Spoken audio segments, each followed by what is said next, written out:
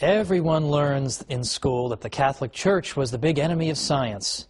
Well, you know who doesn't believe that anymore? Professional historians of science.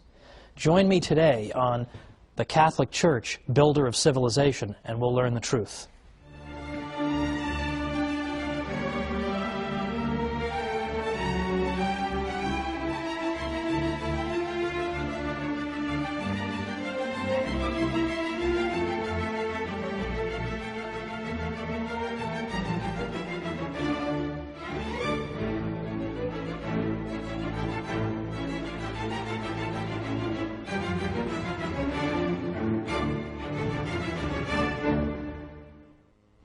Welcome to the Catholic Church, Builder of Civilization. I'm Thomas Woods. It comes as a surprise, doesn't it, to learn that the Catholic Church may have had a positive role in the development of science, right? Because we're all taught from birth the exact opposite. In school, in the media, in movies, scientists are always brave martyrs against the ignorant church that wants to suppress their findings. Well, you might be excused for this view if you lived 100 years ago, because then the dominant book on the subject was written by a fellow named Andrew Dixon White. I mentioned him in our first program because he wrote a book called A History of the Warfare of Science with Theology in Christendom. This became the defining volume on this subject. But it is full of nonsense. In fact, it turns out that in White's book, you actually read that the Catholic Church taught that the earth was flat. Now, we saw last time there is not the tiniest stitch of evidence for that. But White, anxious to portray the church as silly and backward and ridiculous, simply repeated what other historians had said without bothering to investigate it. That was the quality of his book.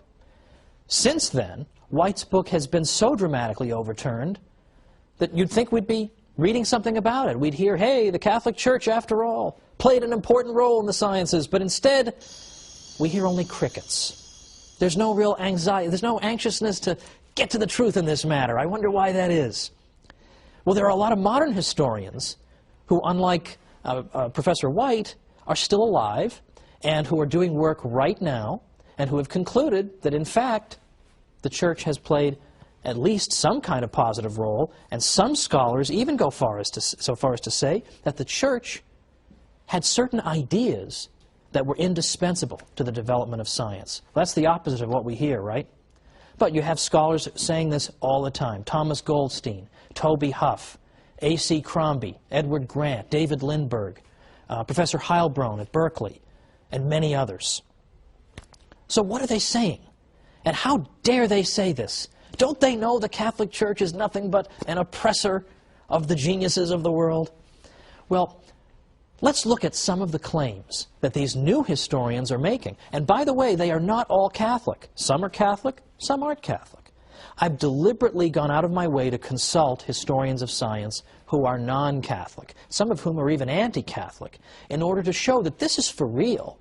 This isn't a bunch of Catholics writing some books to make the Church look good. This is the consensus among professionals today.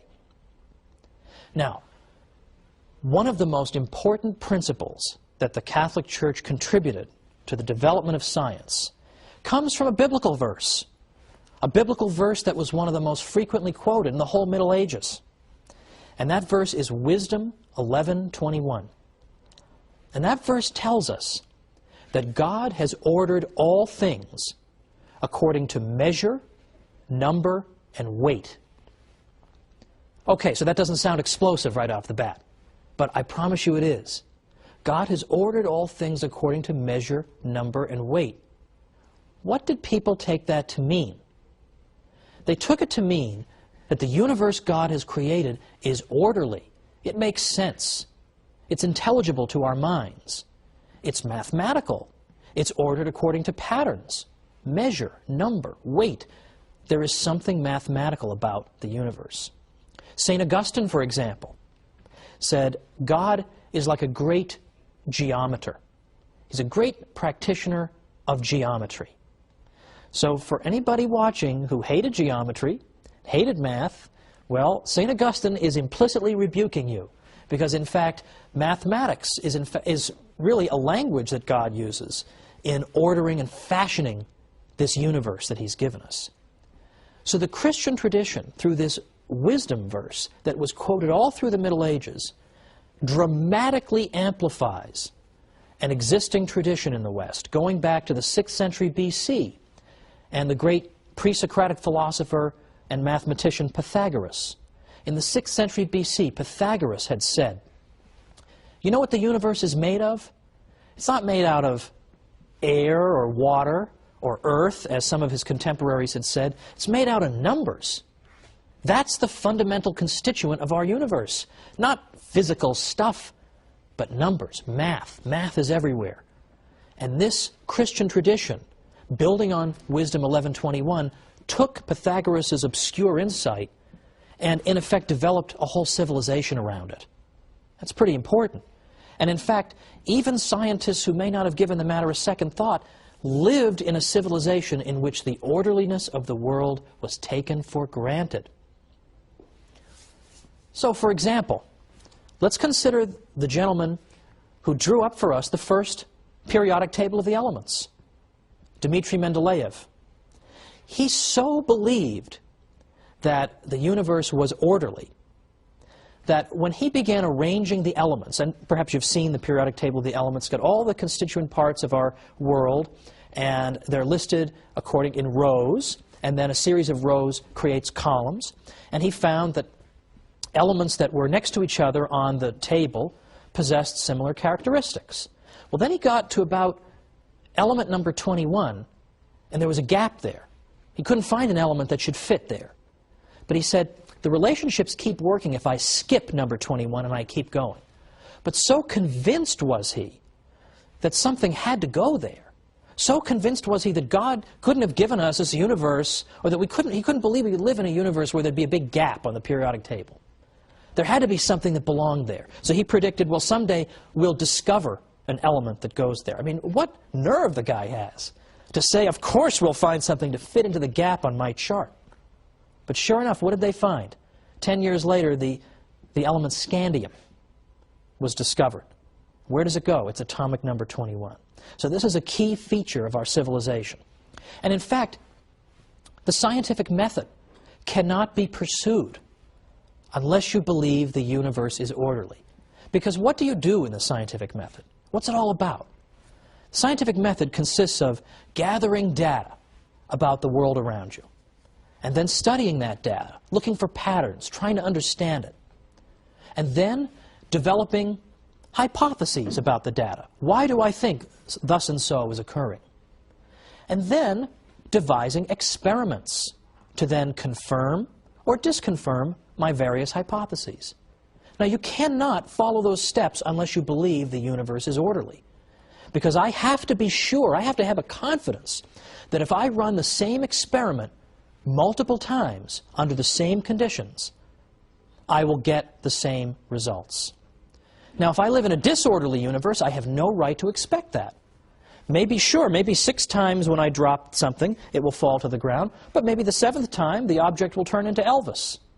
How do I know? If I don't live in an orderly universe, I have no right to expect that. And if I don't live in an orderly universe, I can't even begin to do science.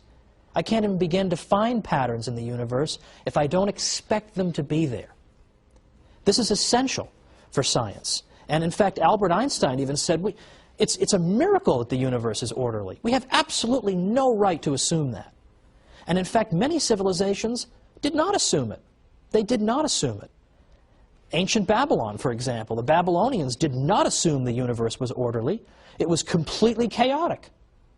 Did science get started among the ancient Babylonians? The question answers itself, doesn't it? So these are essential points. These are essential points. That the universe is orderly and mathematical.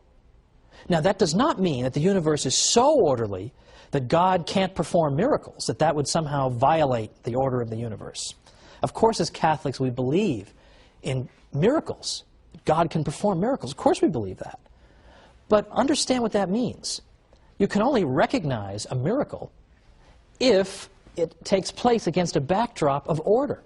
If we lived in a completely chaotic universe, recognize a miracle if it takes place against a backdrop of order.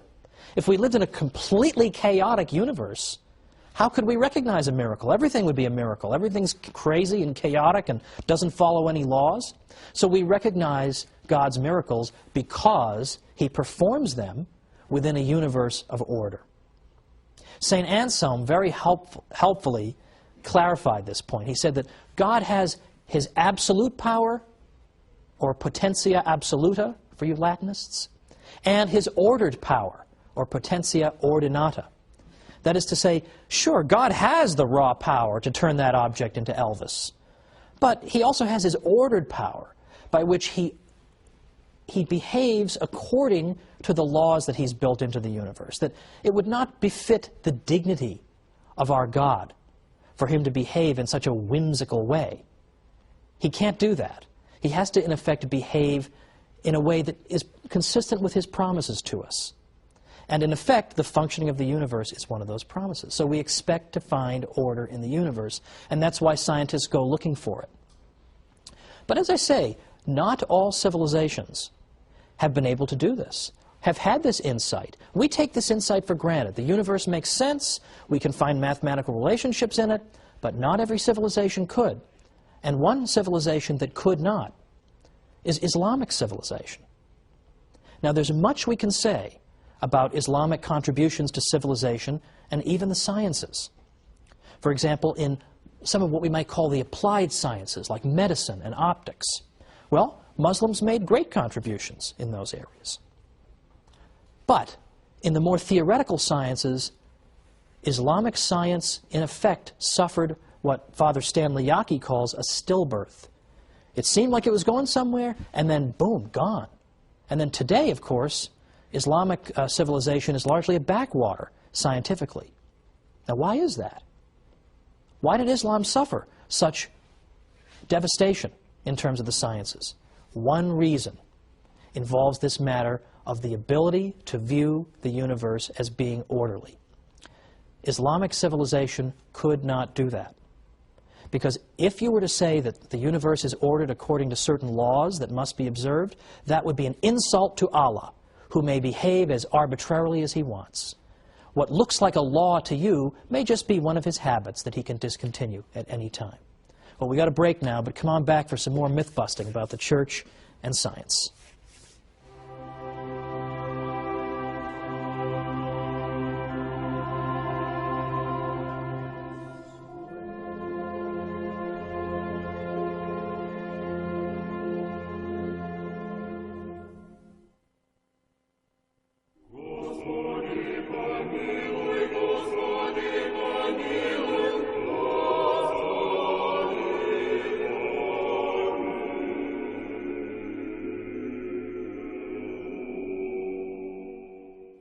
Welcome back to the Catholic Church, Builder of Civilization. I'm Thomas Woods. Before the break, we discussed some forbidden truths about the church and science. We know what we're supposed to say. We're supposed to say the church has been nothing but an obstacle to the sciences. But that's not what professional historians of science are saying. And if you recall from our first episode, I mentioned that the most depressing job on earth would be to be a professor of medieval studies, trying to tell people that the Middle Ages weren't really so bad. Well, I think a good runner-up for most depressing job on earth would be to be a historian of science, trying to argue that, in fact, the church had, by and large, a positive influence on the sciences. Even your fellow scientists aren't going to believe you, much less the general public. But yet you have an enormous amount of evidence that you can amass. And book after book after book is being written today, and yet you still can't crack through to the general public. One of the reasons I ended up writing a book called How the Catholic Church Built Western Civilization was that I was afraid that all these wonderful studies that professors are doing that are vindicating the church aren't getting to the general public. People are still being taught the nonsense about the church as an opponent of science. So now we've got to go and study this stuff so we can better defend ourselves. But let me tell you something. Today, if you were taking a course on the history of science, and some universities have that as a separate discipline, if you were taking a course in that, and you said, oh, religion and science have been nothing but enemies over the years, you would be considered to have written, in effect, a fourth-grade term paper. Like, no one would take that seriously anymore. So let's return to our discussion from before the break, when I was saying that the key insight that allows a breakthrough in science in the West is the Catholic view of God as being orderly, a view that is derived principally, though by no means exclusively, through that wisdom verse, 11:21, that God has ordered all things according to measure, number, and weight. And we saw that St. Augustine took that to mean that God was a great geometer, and other Christian thinkers elaborated on it as well. At the cathedral school at Chartres, for example, in France, there was a lot of elaboration on that critical wisdom verse. Now, cathedral school, first of all, what's that? Charlemagne, who was emperor of the West from about 768 to 814, had established that the various cathedrals should have schools set up, attached to them. And these cathedral schools, in some cases, developed into our earliest universities, although we'll discuss that in a future episode. But at the cathedral school at Chartres, those scholars seized upon Wisdom 11:21 and took it to mean that if we want to understand the universe, we must understand it quantitatively. That's a fancy way of saying that if we want to understand the universe, we have to understand it through math. Well, that is actually an extraordinarily modern idea. The cathedral school at Chartres was really at its peak perhaps in the 12th century, and yet it's got this fantastically modern idea that at least at some level the universe can and should be understood mathematically if we want to understand its workings and predict how it will behave in the future. We have to understand it through math. And they interpreted Wisdom 11:21 to mean just that the universe is mathematical and we understand it that way. Because the cathedral school at Chartres spread this idea far and wide, that the universe is mathematical and should be understood through math, they are increasingly given credit as having helped to launch the scientific revolution centuries before it really began to take place in the 17th century. In addition to that, the scholars at Chartres took for granted that God was orderly and had built natural laws into the world, and that if we want to understand how the world works, we first use our natural reason. And only when our natural reason breaks down do we then say we are faced with a miracle, we're faced with something supernatural, and we refer this to God. But the Chartres scholars were convinced that God has given us our reason for a reason. That we're not cows, we're not aardvarks, we're not ants. We have the ability to think and to draw cause and effect conclusions and relationships. Why would God give us this faculty unless we were meant to use it? And we become true human beings only when we use the unique gift that human beings alone possess, which is reason. So, for example, one scholar at Chartres said, "It is through reason that we are men. For if we turned our backs on the amazing rational beauty of the universe we live in, we should indeed deserve to be driven therefrom, like a guest unappreciative of the house into which he has been received." Another scholar at Chartres said, "I take nothing away from God. He's the author of all things, evil excepted. But the nature with which he endowed his creatures accomplishes a whole scheme of operations, and these too turn to his glory, because it is he who created this very nature." In other words, God created us with a rational nature. So we give him glory when we have recourse to that rational nature. Now that is very much the opposite of what people are told, isn't it, about the Catholic Church? I think most people are under the belief that the Church teaches you that you shouldn't use your human reason, that human reason is in some way phony or something to be despised even. But to the contrary, here we have one of the most accomplished and important schools of the whole Middle Ages telling us that we should use our reason if we want to understand the way the universe works. Now, from that, I return to the point that Chartres emphasized the mathematical nature of the universe, and in doing so, they gave birth to a central modern idea, that if you want to understand physical relationships and how the physical universe operates, you have to explain it mathematically. You have mastered the universe only when you have unlocked its mysteries through the language of mathematics. When you have unlocked its mysteries through the language of mathematics. And that's why Sir Isaac Newton was so impressive to people in the 18th century, when with a single equation he was able to account for all the motion in the universe. That was an extraordinarily elegant explanation of a seemingly complicated problem. All the different kinds of motion could be reduced to one equation. And so in the sense in which we're speaking of, he understood the universe because he was able to take disparate phenomena that are all different kinds of motion, but yet account for them all with one simple, elegant mathematical equation. So he is simply bringing to fruition the mission that the Cathedral School of Chartres gave to the scholars and scientists of the West. Now, another problem that was solved in large part by the Cathedral School at Chartres goes all the way back to the ancient world, all the way back to the world of ancient Greece and Rome. Because as far back as that time, people had believed that the heavenly bodies that you see out there were in fact in some way divine. They must have some kind of divine attributes, or perhaps they even have souls in some way, or they were composed of imperishable matter that operated according to laws different from those of our terrestrial world here on Earth. This was taken for granted for many reasons. For instance, in the ancient world, it was taken for granted that a body at rest tends to stay at rest. But a body in motion can only be in motion if something is forcing it into motion. So in other words, the ancient world took for granted that the natural state of things is to be at rest. Motion needs to be accounted for. And yet they look out in the sky and they see the planets are moving, but there's no big hand pushing them. So what's making them move? They should be at rest. What's making them move? So they had to posit all kinds of theories that maybe they have souls and the souls impart motion to them, or they're divine and that accounts for their movement, or later it was proposed that angels might be pushing them. There were all kinds of theories to account for this.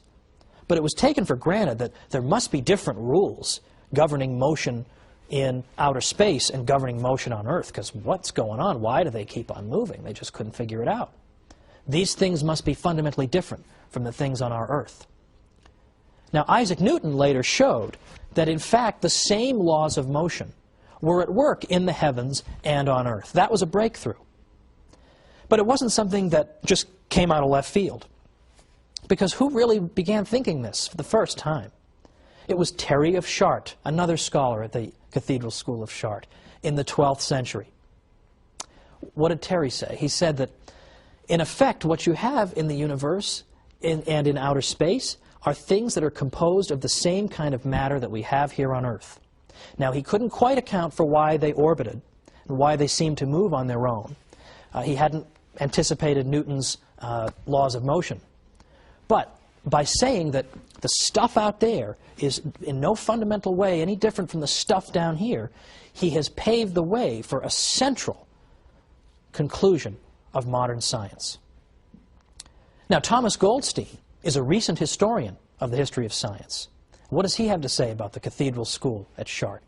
He says, in a period of 15 to 20 years around the middle of the 12th century, a handful of men were consciously striving to launch the evolution of Western science and undertook every major step that was needed to achieve that end. Goldstein even went so far as to say that someday Terry of Chartres will be viewed as one of the great founders of modern science. Now, can you believe that? There's a historian writing just in this generation. And not only does he credit the Church with lending an important impetus to the development of science, but he even goes all the way back to the 12th century to identify somebody nobody's ever heard of and say he may be one of the great architects of modern science. This is becoming absolutely common among historians of science. Yes, Richard Dawkins is writing his books. Daniel Dennett keeps writing his books as scientific atheists. But as historians of science, you consistently get more and more favor shown toward the Catholic Church. Now the question is, how do we get this information to the general public? And as I say, it's not going to get out there unless Catholics start telling it themselves. But that's only the tip of the iceberg, because what we've discussed today is very theoretical. The idea that the universe is orderly, and so on, that it's built according to fixed physical laws. That's all very theoretical. But next time, we're going to get down to the nuts and bolts, because next time we're going to look at how many priests were scientific pioneers. It's not enough to say, oh, look at all these scientists who happen to be Catholic. Well, that could be just a coincidence. They just happen to be Catholic. But when you're talking about priests who occupy such an elevated role in the life of the church, who have taken holy orders and have that sacred vocation, if they are great practitioners of the sciences and are congratulated by the popes for doing so, then surely the Catholic Church cannot be the enemy of science. So let's look at these great scientific heroes in the Catholic Church next time when we come back once again for the Catholic Church, builder of civilization.